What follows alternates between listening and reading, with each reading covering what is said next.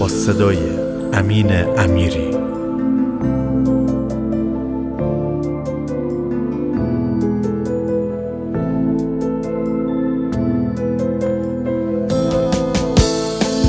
من انتظار نداشتم ایجو ازم رد بشی، با حرفه ناکسی ایقد باشم بد بشی. جاد رو دوتا چشام بود، عزیز دلم بودی، ولی تو نبی وفا عاشق من نبودی، ولی تو نبی وفا عاشق من نبودی. عاشقتم عشق من هنوزم که هنوزم، ندیدم او چشاتم این چند ماه و چند روزم.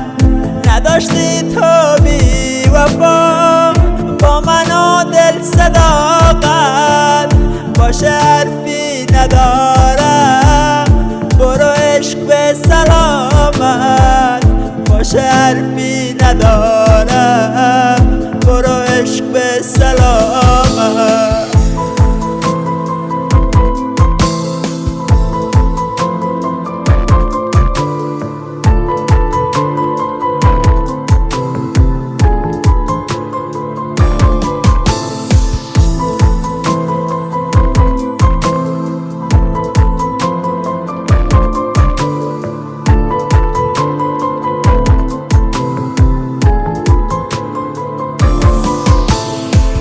یادت میاد میگفتی فقط تو نه دوست دارم، گفتی چشامم بخوای بره تو در میارم.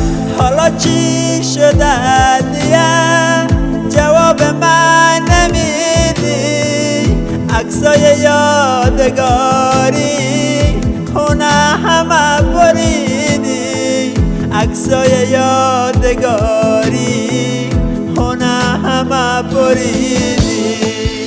عاشقتم عشق من هنوزم که هنوزم، ندیدم او چشاتم این چند ماه و چند روزم.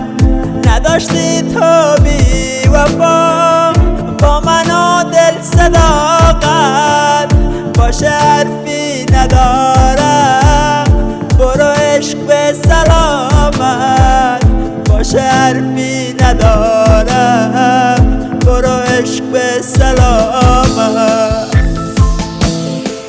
عاشقتم عشق من با صدای امین امیری، شاعر و آهنگساز امین امیری، تنظیم پیمان شمس. جهت سفارش شعر و آهنگ با ما تماس بگیرید 0918 615 4241.